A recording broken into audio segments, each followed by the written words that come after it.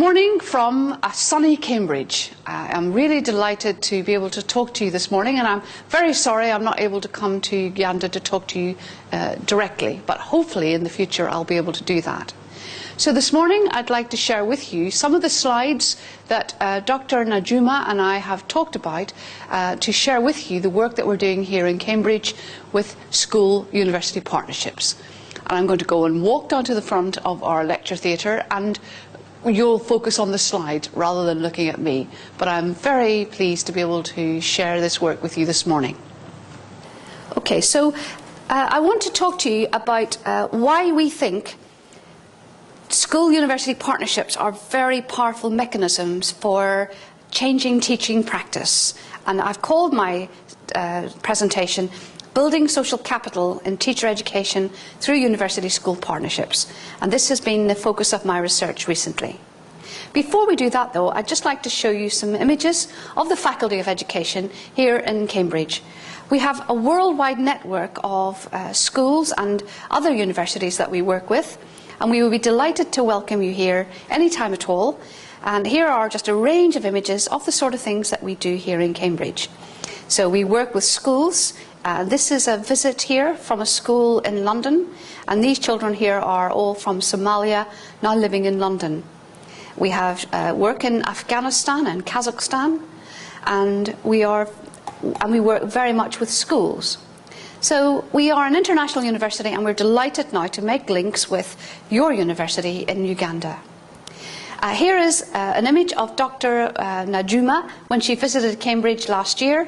You can see by her coat here that it was extremely cold when she came, and we're hoping to be able to link very closely with your university to build up a partnership network with you too.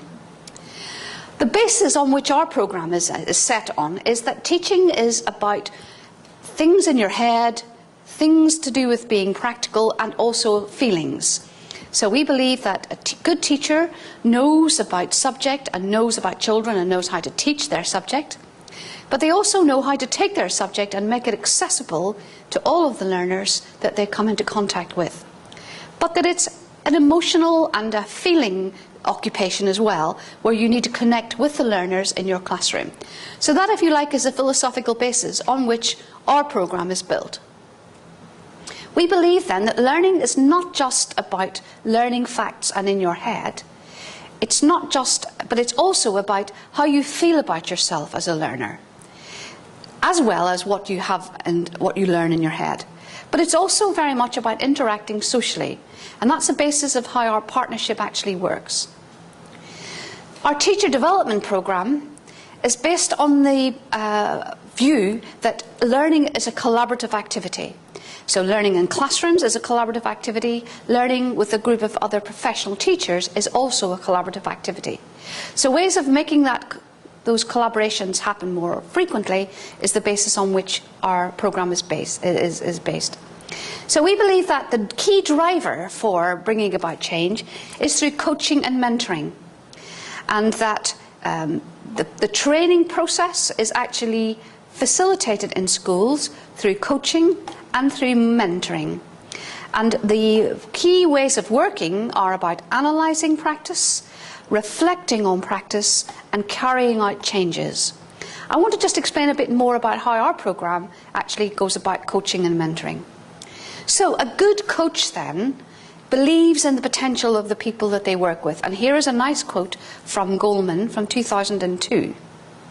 And the message is, I believe in you, I'm investing my time in you, but I expect your best efforts. Now, if we think about where coaching is in terms of time scale here on this diagram, so here we have short term, here we have long term, and here we have skills, competency, and here we have personal development. The individual teacher is here working with a coach. The coach can work with more than one teacher, and that can be over a short period of time. We believe that mentoring is a sustained activity and built over a longer period of time, and it's not just about imparting skills, but it's also about the whole wider professional development of the teacher. So what does an effective coach do? Well, the coach will be the person who will actually bring about new ways of working. So I'm calling that embedding instructional change. They distribute leadership. Now, what do I mean by that? Well, the very latest ideas about leadership are that not one person at the top of an organisation is responsible for leading learning, but in fact people in classrooms, teachers in classrooms, are leaders of learners in their classroom. So a coach will be able to distribute that responsibility to a teacher in the classroom. All the time the focus is on teaching and learning. And the coach will encourage collaborative, reflective practice, which in the long run will improve not only the culture of the classroom, but where teams of people work together, the whole school will be a collaborative environment. So how does coaching develop teaching? Well, the whole point of doing this is to get people together to think about their practice, to work together, to share ideas, and to talk about their dialogue and to give each other feedback. So in a school, you might have a coach, you'll have colleagues who you're working with. That might be new teachers from the university, or it might be experienced teachers already in the school. The key point about having a university contact is that they are your critical friend. They are people who come from outside your school, who bring new knowledge and new ideas into your school, and together you work collegially and collaboratively to develop the practice in your school. This involves reflection, but also the university gains a lot of knowledge too from working in a real classroom with real children. So all of the theoretical material that they may have talked about in universities are actually then lived out in reality in a real classroom. So there's a reciprocity between university and schools that actually makes the whole thing far more powerful. A coach then gives direction. It gives ideas, it gives instruction, but it also challenges and pushes the person beyond their comfort zone into new areas where they make different practices happen. Okay? They're not counsellors. That's a different role altogether. A mentor then is probably a more long-term arrangement. And a mentor is often maybe one person with one other person. It could be that you, as a member of the team with the university, will go back into schools and form a very close working relationship with one senior teacher or one person who's responsible for teacher education in a school, and that you will work very closely with them and to develop their skills, but that will be a much more personal, longer-term relationship. I suspect you already have relationships like that already. Now, one of the things that we argue here is that working in networks is a very powerful way of working. And if you look around the world now, there are all sorts of networks. And we work with networks with schools in Kazakhstan, with schools in Africa, in Tanzania, in Malawi, in Ghana, and we work with people in New Zealand. So the world is a global, open book for everyone. And through social networking, online social networking, people are able to talk all over the world with all sorts of people. Your children probably are able to talk to other people around the world through their phones, mobile networks, and possibly through internet connections. So as teachers, we really have to think about what our role is now in this global world. And in the countries that I work in, there is a phrase called 21st century skills, which is driving a lot of the teacher education reform in the countries around the world. And that simply means looking at education as being opening up the world and being able to access other things that are not available perhaps if you simply look towards your own school. The world that your learners are coming into is very much a global world. And your children will have access to global connections. So it's our jobs as teachers now to get them to use that information in a critical way. So our role is changing slightly from being somebody who knows everything and has a limited knowledge to helping learners be able to access the world of knowledge that's freely available now, but to use that in a critical, meaningful way. Now, Dr. Najuma and I have set up a link. Here is the Faculty of Education building, and I've got a direct link with the university. And Dr. Najuma has a direct link with you through all of the networks that are all beyond the university. So we have an interconnectedness that can only be a good thing and can only help us all. And we need to keep those networks going through online, through virtual connections, and maybe through face-to-face connections too. So networks are the really powerful way of learning now in the world today, which is different from the world that I grew up in, and possibly you too. We have a network, and part of our partnership with schools has been creating a network, and this has taken us 20 years to really establish in the way that it's working now. But I have put the university here at the hub of the network. But each of these schools also links onto other networks that are nothing to do with us, and they will bring in new ideas into each of these schools. So in order to help me to analyse what's going on in the network of schools that I work directly with, I have presented this diagram to you like this, and let me explain the key to you. Each of these, this symbol with 5+ here, okay, indicates that each of these schools has 5 or more teachers working in the science department, this is, who have been through the education programme here at Cambridge. So myself and my colleagues will have worked with them during their pre-service training. And we have kept that link with them over the years while they have grown as teachers in their own school. This symbol, okay, here means that there's between 1 and 4 teachers in that school who have been through our pre-service teacher education programme.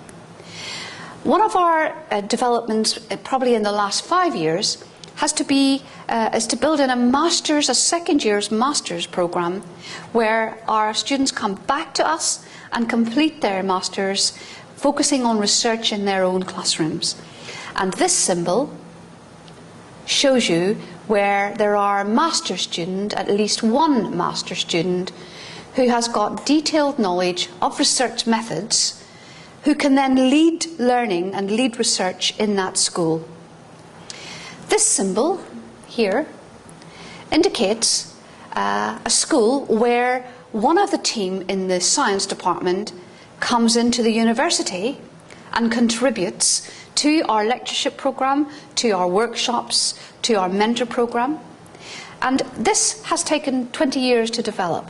But I think you will see that it's a fairly connected network, that in each of the schools there is a critical mass of people who have either been through our programme and who understand the intricacies and the complexities of teacher education, and who can come back into the university and contribute a great deal to the learning of the new teachers coming through our programme.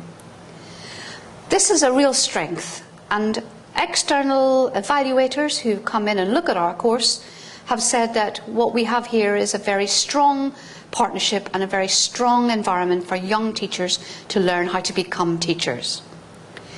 If you use international benchmarks as a way of gauging what's good in education, and at the moment I think Finland is top of the OECD PISA data, if you look at what happens there in their education programme, it's exactly the same as we are doing here. So that makes me feel that maybe we're doing things right and that maybe we're going in the right direction. That working very closely with schools, but helping schools, is the way to really develop the next generation of teachers. And this is what Dr. Najuma is wanting to do in her partnership there with you. And we're going to help her to do that, but we need you to understand how important your role is and how vital it is on the ground when you work with new teachers, that you actually do a very good job at making them understand the complexity of teaching. And we're very excited, hopefully, to be able to work with you to help you to do that. Now, theorising how this works, I've come across this idea of social capital. Now, this is quite a good definition, and let me read it for you, okay? Physical capital refers to physical objects, to the school, to how many computers you've got, to the resources that you have. And human capital are the team of people that you have there. So how many teachers you've got, how many heads, how many support staff, okay? But social capital is a phrase that was developed by international researchers. And it refers to the connections between individuals through these social networks, and the trust and the expertise that is expanded through working in the network. So social capital is very much the trust and the processes that take place in a network, and they take a time to build up and establish. But can you imagine, if I go back to the slide here, so rather than just have one person working in isolation with their one brain, what you have in a network are several really good brains working together to share and feedback information to each other. And there is now emerging evidence to suggest that when you look at complex systems in any area, that there are networks are the way that this is actually carried out. If you look at how your brain works, it's a neural network at the very, very smallest level. So your brain functions because it makes up really complicated networks. If you look at the universe, at how constellations and galaxies form, they're also networking. So this is an emerging science to explain how things work and how they can work better. So that's why I think using networks in our area of expertise in teacher education is a really powerful way of making our work even more productive. I hope that's been of interest to you, and I hope that in the future I will be able to meet you in Uganda, or maybe if you come to visit in Cambridge, and I will provide the slides for you if you want to, and if there are any questions, please ask Dr. Najuma and she will forward them to me. But thank you very much for listening.